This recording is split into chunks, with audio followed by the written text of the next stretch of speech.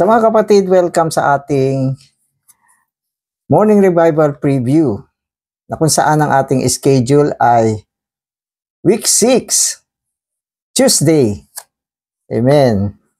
So babasahin ko na yung mga Bible verses natin ngayon para makapasok tayo. John 1:3. All things came into being through Him, and apart from Him, not one thing came into being which has come into being. Ano ba sinasabi rito? Lahat ng bagay ay umiral sa pamamagitan niya. Ito ay sa pamamagitan ni Kristo at walang isang bagay na umiral kung hindi sa pamamagitan ni Kristo. So lahat ng bagay na nakikita natin, lahat ng yan ay umiral sa pamamagitan ni Kristo. Amen. Romans 1:20. For the invisible things of Him, both His eternal power and divine characteristics, have been clearly seen since the creation of the world, being perceived by the things made, so that they would be without excuse. Amen. So hindi lang ang mga bagay na nakikita natin na umiiral ang nailikha sa pamamagitan niya.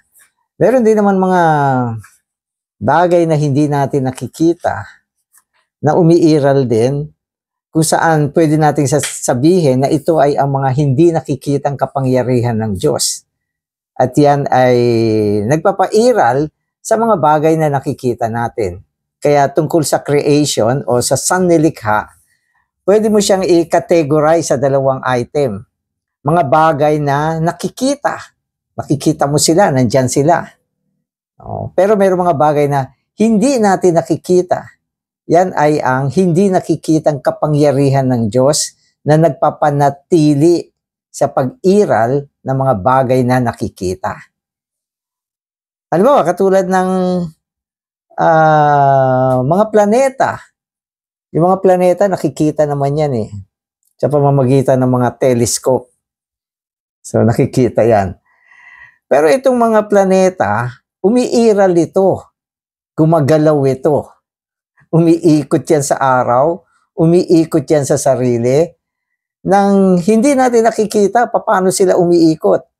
Pero naniniwala tayo, yung kanilang paggalaw ay kontrolado ng kapangyarihan ng Diyos na hindi natin nakikita. So sa buong sansinukob, ang daming ganyan. Mga umiiral. At pwede natin sabihin, lahat ng umiiral, pinapairal ng Diyos. Pag pinahinto niya, hindi na iiral yan. Katulad ng liwanag. Ang araw, nagbibigay ng liwanag. Yan ay pag-iral ng araw. Kung sinabi niya, huwag ka nang umiral. Wala nang liwanag yan. Baka mawala na yan. So yan yung kapangyarihan niya na hindi natin nakikita. Maski mo yung mga maliliit na bagay, pati buhay ng tao, umiiral ito sapagkat pinapayagan ng Diyos. Maski yung puso natin, tumitibok siya, pinapayagan siya ng Diyos. Pag sinabi ng Diyos, stop, hinto na siya. So ganyan yun. Amen. Man can perceive the invisible things of God by observing the visible things created by Him. So, ito, sabi niya, ating maiintindihan ang mga hindi nakikitang bagay sa pamamagitan ng pagmamasid sa mga nakikitang bagay. So, ibig sabihin, yung hindi nakikitang bagay ay hinahayag din naman ng mga nakikitang bagay. So, pag pinagmamasdan mo o inoobserbahan mo yung mga nakikitang bagay, maiintindihan mo na meron ding hindi nakikitang bagay na umiiral. So, katulad ng hangin. Ang hangin kasi umiiral yan pero hindi natin nakikita Pero paano mo malalaman may hangin? Kasi gumagalaw yung puno. Pag gumalaw siya, wala ka naman nakitang kamay na nagpapagalaw. Ibig sabihin may hangin na umiiral. At yan ay hindi natin nakikita pero napapatunayan siya sa pamamagitan ng mga bagay na nakikita. Amen. Both the eternal power of God and the divine characteristic that expresses God's intrinsic nature are manifested in God's creation. Okay. For example, the abundance of light in the universe shows that light is a divine characteristic, a divine attribute of the divine nature. The same is true of beauty and life. Amen. So meron tayong tinatawag na dibinong gawi o katangian ang Diyos. No? At yan ay nakikita sa pamamagitan ng mga bagay na nakikita ng ating mata. Nakikilala mo siya. Nakikilala mo yung kanyang gawi, nalalaman mo yung kanyang katangian. At ang pinakamagandang bagay ay ang liwanag. Diba? So pag hindi maulap, tumingin ka sa kalawakan, makikita mo punong-puno ng liwanag yung kalawakan. Hindi lang yung buwan, ang daming between, thousands. Palagay ko mga millions and thousands of galaxy yan. Ang mga galaxy, compose yan ng mga between eh. Punong-puno ng liwanag itong buong kalawakan. Ano siya, yung kumikisap ang kanyang liwanag. Na lahat ng mga bagay na yan ay nilikha ng Diyos. Na nagpapatunay ang Diyos ay Diyos ng liwanag. So hindi siya Diyos ng kadiliman. Siya ay liwanag. No? Na nagpapatunay sa kasaganaan ng liwanag, ang daming liwanag sa kalawakan. So yan ang makikita natin. At hindi lang yan, sinasabi din na ang kanyang nilikha ay may kagandahan. Maganda ang kanyang nilikha. Kaya yung mga yung mga artist, sila ay nagpipinta ng kalikasan, mga scenery. No, naku, pag nagawa ng mga artist, pinapakita nila yung kagandahan, lalo na pag ginamitan nila ng mga colorful na painting, ang ganda talaga. Yan ay naghahayag na ang Diyos ay Diyos ng kagandahan at buhay. O, kaya yung painting na marami mga halaman, kung tawagin nila yan ay still life. So ganun ang tawag. Scenery, landscape, landscape kung tawagin yan. Daming puno, ang daming mga halaman, berde, mga bulaklak na iba't ibang kulay, na naghahayag na punong-puno ng buhay ang kalikasan. At ang Diyos ay Diyos ng buhay. Diyos ng kagandahan, Diyos din ng buhay. Kaya sa madaling salita, ang buong sangnilikha ay nagpapatunay na may Diyos at nagpapakilala kung anong uring Diyos meron tayo. Sapagat ang kanyang paglikha ay kahayagan ng kung sino ang lumikha. So yun yung topic natin ngayon. Amen. According to Romans 1:20, all things in heaven and on earth are proof of God's existence. Amen. So ang Diyos kasi hindi naman natin nakikita yan eh. Mahiwaga pa yan. At hindi naman siya nagsasalita ng open na katulad ng mga pagsasalita sa mga loudspeaker. Tahimik siya, hindi siya nakikita.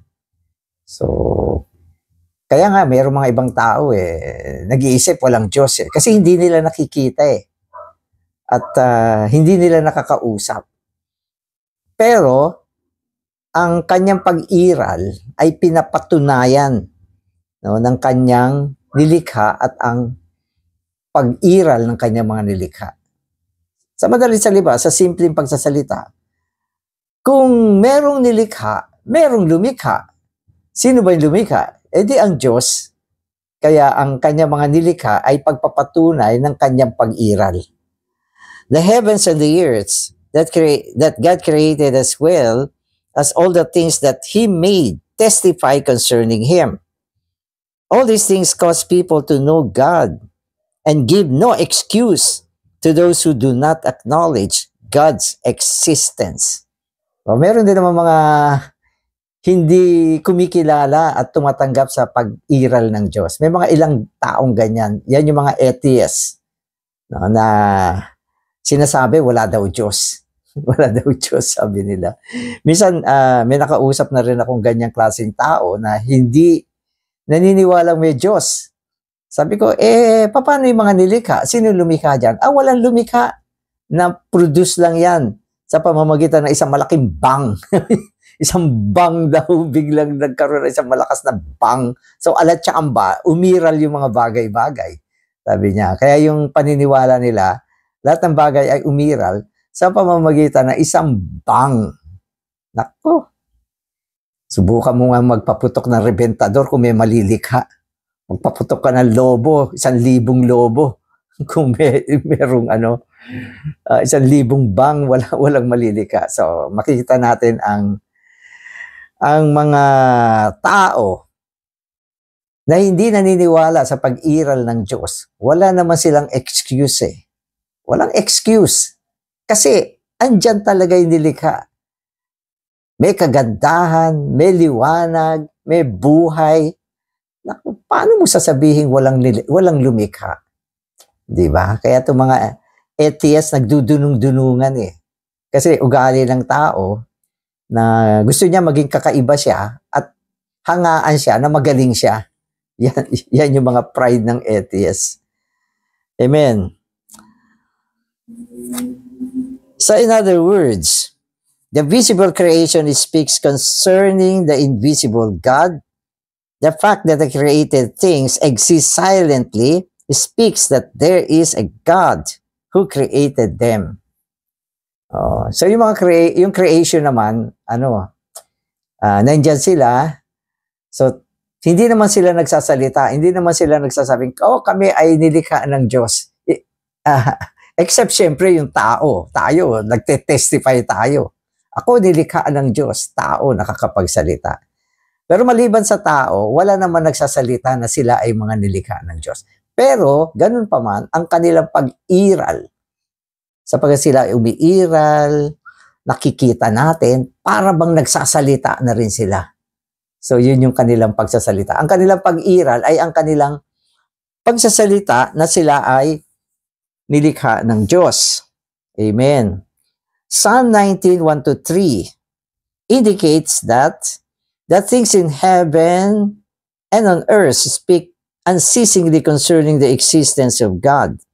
Their speaking, while silent, conveys true and reliable facts that can be seen.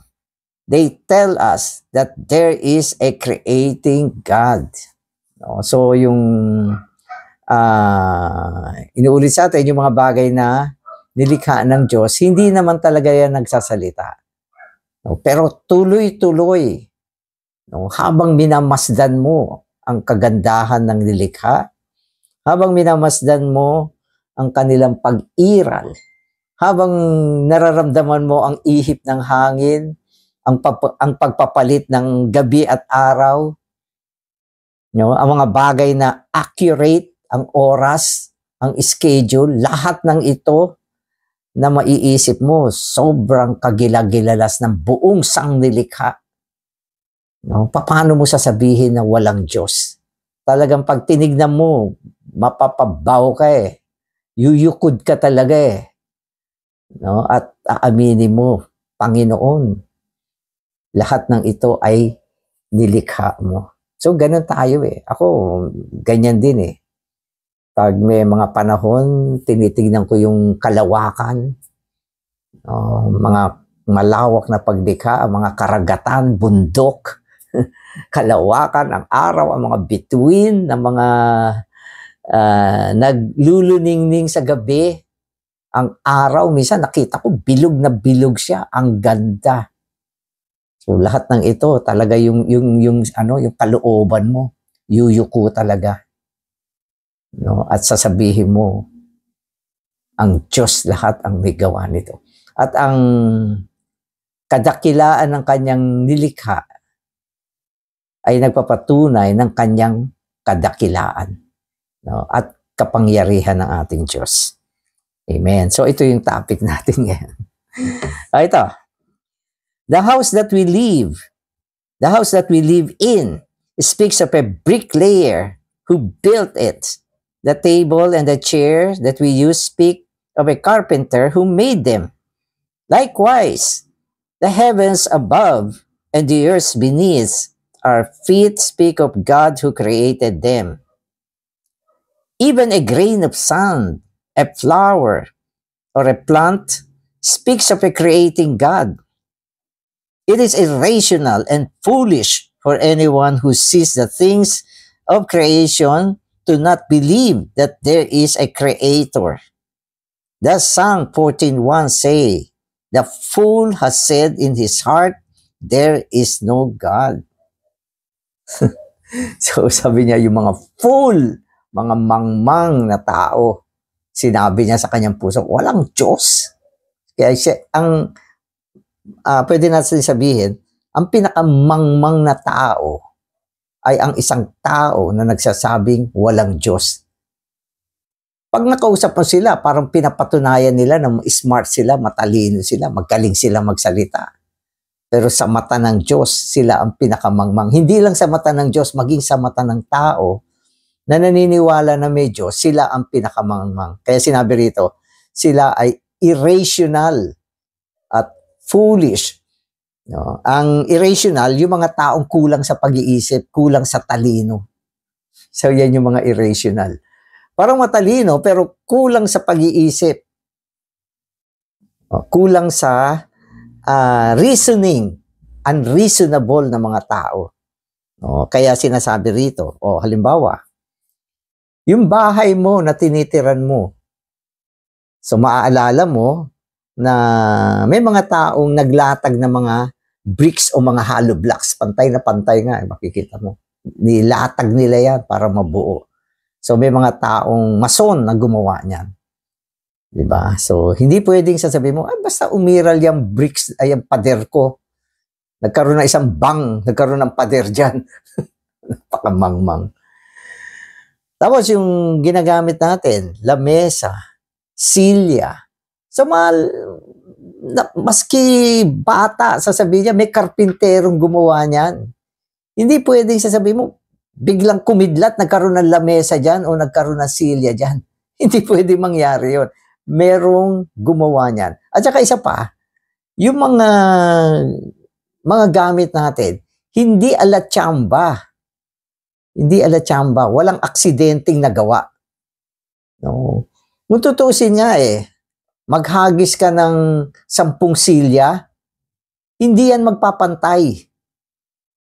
Yun ay ala-tsamba. Maski sabihin mo, tsamba mo, magpantay kayo, hindi mo magagawa yan. Talagang lahat ng bagay, plinano at ginawa ng kamay. At ang kamay ng Diyos nagpapatunay sa lahat ng mga bagay. At pagkatapos sinasabi niya, maski yung mga maliliit na bagay sa mundo, isang butil ng buhangin, kung makakapagsalita yan, sasabihin niya, nilikha ako ng Diyos. So sinasabi, ang isang bulaklak, nilikha ako ng Diyos. At maging ang isang halaman, kung makakapagsalita siya, sasabihin niya, may naglikha sa akin. Kaya lahat ng mga bagay ay nilikha ng isang tagapaglikha. Kaya hindi ba? Kaya sinabi ng Psalm, yung isang tao na nagsabing walang Diyos ay isang mangmang, foolish na tao. According to Acts 14:15 and 17, the witness that God left for himself is that he did good by giving rain from heaven and fruitful seasons. In other words, the rain from the heaven and the grain from the earth both speak of the existence of a God who does good by giving us rain and fruitful seasons. What we eat and drink speak of a God who gives us these things. Amen. So, hindi lang siya naglikha. Giver pa siya. Giver pa siya. So, mapapansin natin, halos lahat ng kailangan natin, nakukuha natin sa kanyang nilikha din. Katulad ng ulan, ang ulan. Naalala ko, may mga panahon walang ulan, yung mga tao gumagawa ng artificial na ulan. Walang kwentang ulan. Halos hindi naman natutuloy. So, hindi natin kayang gumawa ng ulan. Ang ulan ay galing sa Diyos. Kaya kailangan ng ulan para sa mga halaman, para sila ay tumubo. At ang pamumunga ng mga halaman, nagtakda siya ng kapanahunan. Mapapansin niyo, may panahon ng ganyang prutas. Iba't ibang klase. Meron sila mga kapanahunan. At maging ang pag-iral ng liwanag at hangin, lahat ito ay bigay ng Diyos. Ang Diyos natin nagpapatunay na siya ay isang mabuting Diyos. Pinapakain tayo, binibigyan tayo ng liwanag, ulan, hangin, tubig. So lahat ng kailangan natin ay galing sa Diyos. Maski na itong mga atheists, yung mga nagsasabing walang Diyos, kumakain din sila ng galing sa Diyos. Ayaw nilang kilalanin ng Diyos, pero panayang kain nila. Panayang inom nila ng tubig. Panayang enjoy nila sa araw, sa ulan. Tapos sasabihin nila walang Diyos. So, mabuti na lang ang Diyos, hindi masamang Diyos. Kung masamang Diyos, sige, hindi kayo naniniwalang may Diyos, ha? Lalagay ko kayo sa isang lugar na walang hangin, walang ulan, walang tubig. Ngayon, sabihin nyo, walang Diyos. Pero hindi ganun ang Diyos. Lahat, tinutustusan niya. Mabuti ka, tutustusan ka, masamang tao ka, bibigyan ka din. Na isang pagpapatunay ng ating Diyos ay mabuting Diyos at Diyos na nagbibigay. Di ba? So yan yung ugali ng ating Diyos. Sowing and reaping, cold and heat, winter and summer, and day and night, all prove that God exists. Amen. So yung kapanahunan, o sa Pilipinas, meron lang tayong dalawang kapanahunan. Summer at tagulan. Wala naman tayong winter dito eh. Pero tingnan mo sa ibang lugar, merong 4. Diba? May summer, may winter, merong autumn, may ano ba yung isa? Summer, autumn, winter, alam ko 4 yan eh. So, kayo na lang ang sumagot. Amen. Okay, so, yung Diyos natin ang nagtalaga ng iba't ibang panahon. So, iba't ibang panahon. At ito ay inayos niya bawat taon. So, ibig sabihin, ang Diyos natin, hindi siya magulo. Systematic din siya. Systematic din siya. Amen. Okay. The fact that the laws in the universe are precise and that all things are well organized and in proper order proves the existence of a transcendent God who rules over everything. Transcendent ang Diyos natin. At hindi siya magulo, napaka-orderly niya. At yung kanyang oras, napaka-exact. Transcendent. Napaka-ano siya. Ultimong minuto na kaya niyang ayusin. Mas accurate pa siya kaysa sa mga digital watch. So sa Diyos, lahat precise. So ganyang klaseng Diyos tayo. Kasi hindi pwede magkaroon ng mali. Pwede magkaroon ng mali. Halimbawa, yung mga planeta, hindi sila nagbabanggaan kasi prinogram sila ng Diyos eh. Pero kung hindi accurate yan at nagbanggaan yung mga yan, naku, walang mabubuhay sa atin. Tapos yung araw, kung gumalaw siya, lumapit siya sa mundo, masusunog lahat tayo. So lahat ito, sinukat ng Diyos yung distansya. Sapagkat kung sobrang layo ng mundo sa araw, mapipris lahat tayo sa lamig. Kung sobrang lapit naman, masusunog tayo. Kaya tamang-tama lang yung distansya niya. At pag-ikot niya, pinananatili niya yung distansya. So, ang Diyos lahat ang gumawa nito. Amen. Ito, may example uli. Sabi niya, a steamship can travel along a waterway because it has a captain steering it. So, ano ba yung vapor? Sasabihin mo ba ang vapor nagta-travel mag-isa? Saan makakarating yung vapor kung walang kapitan na humahawak ng manibela ng vapor? So, ibig sabihin, yung vapor, nagta-travel siya, merong kapitan na nagdidirect dyan. Diba? So, ikaw at ATS ka. Kung ang mundo, walang kamay ng Diyos, paano siya gagalaw? Mas malaki siya kaysa sa vapor. Kung yung vapor, kailangan ng kapitan para makairal siya ng maayos, gaano pa kaya ang buong sanlibutan, ang buong sansinukob? Amen. Amen. Okay. A machine can operate on a schedule. Okay. Nasaan na ba ako? Amen. So a machine can operate on a schedule because it has an operator running it. So ito yung vapor.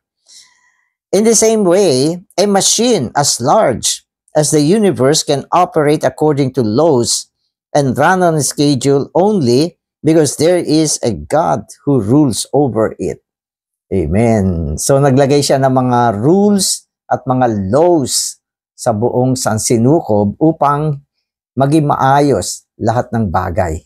Diba? So may mga law, katulad ng law of gravity. So yan ay nilagay ng Diyos sa lupa na lahat ng bagay ay hinihilang pababa sa lupa. Sipin mo pag walang gravity, lahat tayo lulutang. Nakalutang tayo sa mundo. Tapos yung kinakain mo, hindi ayaw bumaba. Nandito lang sa lalamunaw. Ang laking problema niyan. Pero ang gravity, napaka exact niya. Pag ang timbang mo ay 50, yan ay ayon sa gravitational weight mo. Hindi siya nagsisinungaling. No, ibig sabihin yung law of gravity, napaka-accurate niya. Yan ay malalaman mo sa pamamagitan ng mga timbang. Kasi pag pumaltos yung gravity, magkakagulo yung mundo. Sapagkat yung commerce ay nasa ilalim ng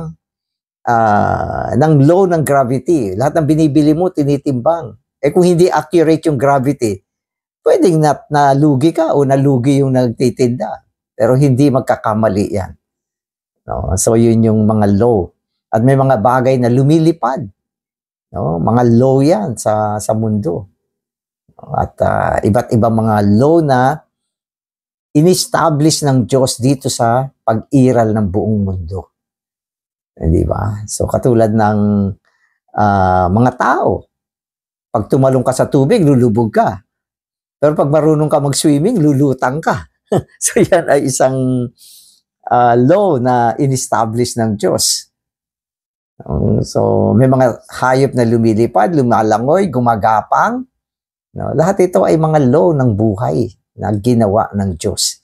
Ay, nako, mga ATS. Napakamangmang. Amen. Amen.